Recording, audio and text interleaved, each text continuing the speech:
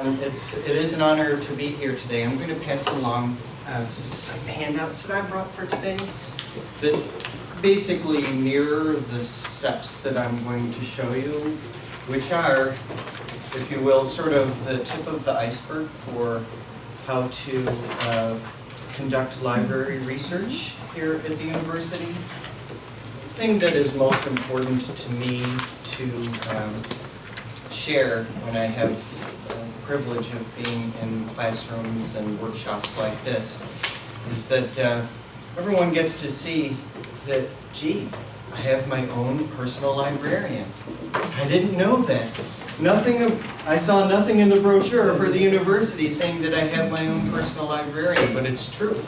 So before I jump right into this, we have a small enough group that I'd like to just go around the table very quickly and find out what areas of study you all are involved in. And could I start with you, please? Sure. I do PhD in special education. Special education, great, thank you. I'm in higher education. Higher ed, great. And we know, Library and Information Science. great, thank you, Jess. You're probably pretty good at research. I'm in higher ed. Great.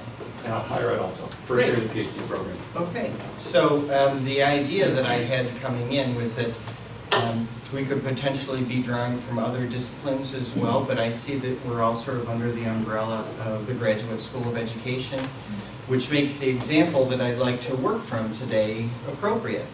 But just to reiterate, this is going to be sort of the tip of the iceberg, and it's the way that I suggest is probably the best way to think about doing library-related research while you're here.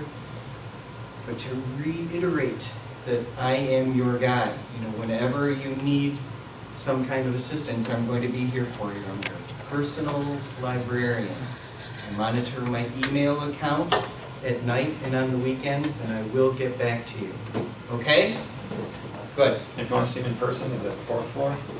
Fifth floor. Fifth floor? Fifth floor, right. So we Fifth can floor, Lockwood. always set a testimonial. We can always set up a time to talk, whether it's online, in person, flag language. What's that word for flag language? I always forget that word. Right? Whatever works best for you works for me. So what I've done is I've come up with a hypothetical research topic. Hopefully something that's kind of relevant to these proceedings. And no, we don't want to restart now. So let's say that as a research topic, we wanted to find scholarly journal articles on the topic of second language learning among university students. Seems pretty relevant, right? So how would we do that? From the library's homepage, which I would suggest to you is probably the best place to begin. I'm a little partial in a manner, but I concur. thank you very much. So what I'm going to do is I'm going to scroll down here to this area where it says resources by subject. Is the font large enough for people in the back to see this? Yep. Okay, great, thank you. And I'm going to click on that link, and it's going to bring up, ultimately here, this nice long alphabetical listing of all of these areas of study that we support here at UB. And I'm going to scroll down to education, because we have these nice research databases that we subscribe to that are just for you, okay? They're not these big, broad, multidisciplinary sources that are going to give you tens of thousands of results. These are targeted sources just for your research. And of course, we have a picture of your friendly neighborhood librarian here as well. So what I'm going to do here is I'm going to select this database here called Education Source. Education Source, for those who don't know, is currently the largest the world's largest education database devoted to strictly scholarly material. There are other larger databases, but this is the one I would recommend that you begin with. Now, it is my experience that very often When one gets to this point, they know the words but not the music, right? So they can get here, but then maybe not find exactly what it is that they're looking for, right? So we can enter in some key terms based on what our research topic is here, right? Second language learning, university students. But very often, we might get no results, or too few, or too many, all right? And the reason is this, okay? I'm going to get hypothetical here for a second. Let's say that I was holding up for you a can of Pepsi Cola, all right? Okay? And I asked everyone in the room what I was holding up. Some would say Pepsi. Some might say Coke. Some would say cola. Some would say soda. Some would say pop. Tonic, all right? Someone might say breakfast, right? But the point that I'm trying to make here is that we have lots of possible ways of referring to these specific comments that we have in mind. And so what we need in order to find the research materials we're looking for is sort of a controlled vocabulary that brings all of those things together. And the way that we find that controlled vocabulary is to start, instead of typing in random keywords, is to start in this area here called the thesaurus, okay? And all of these steps are on the handout that I sent around. Now what I'm going to do is I'm going to ask the database what I should be using for terms like second language learning, okay? And if you can see, it actually has a suggestion for us. It would prefer for us to use the term second language acquisition. Great. So I'm going to put a check mark next to that box and hit that add button. And now look at what's happening up at the top of the screen here. All right? There are no humans who I am familiar with who would have commenced their search on this research topic by typing in capital D and then in quotes second language acquisition, right?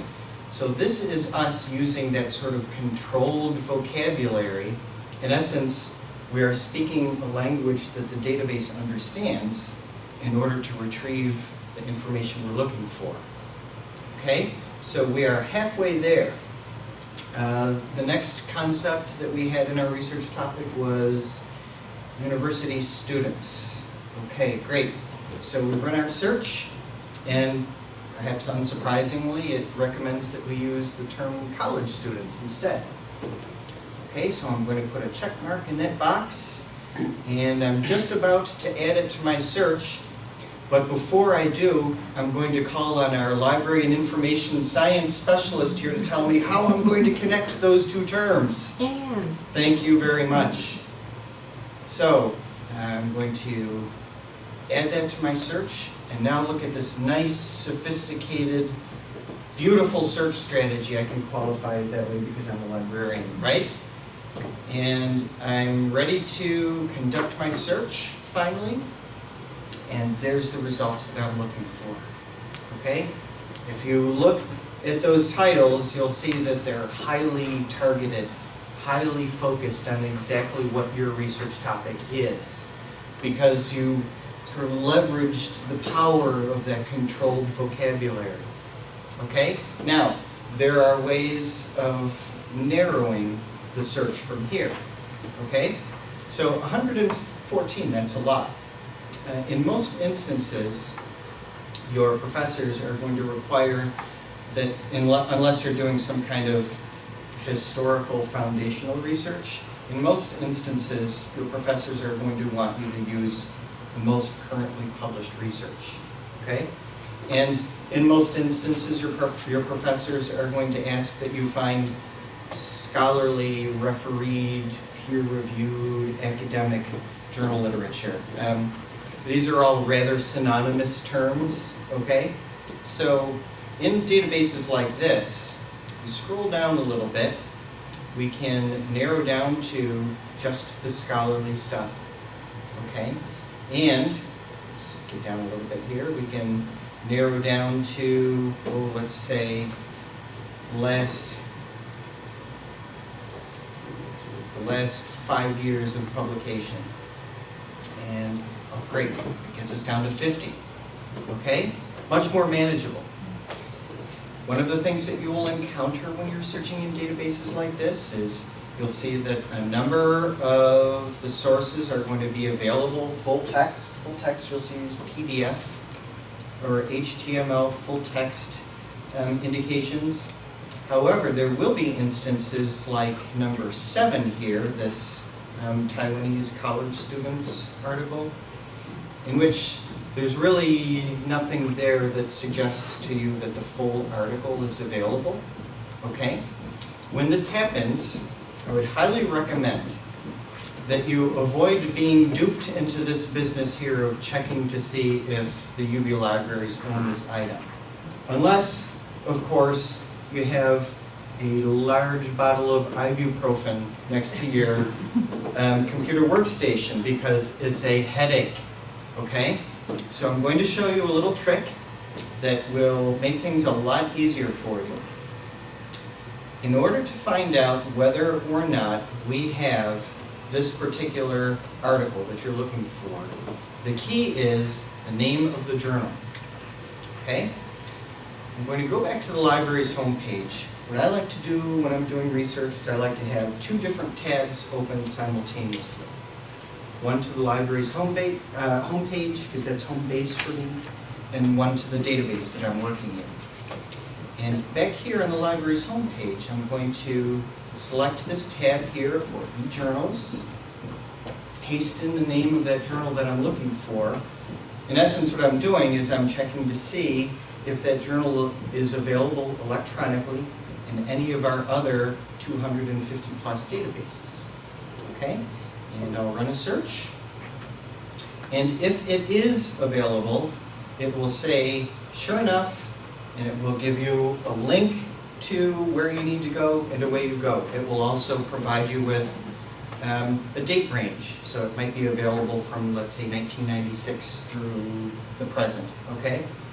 In this instance, the reason we selected this one, it's not available electronically, okay? And when that happens, we don't give up, we don't change our research topic, right?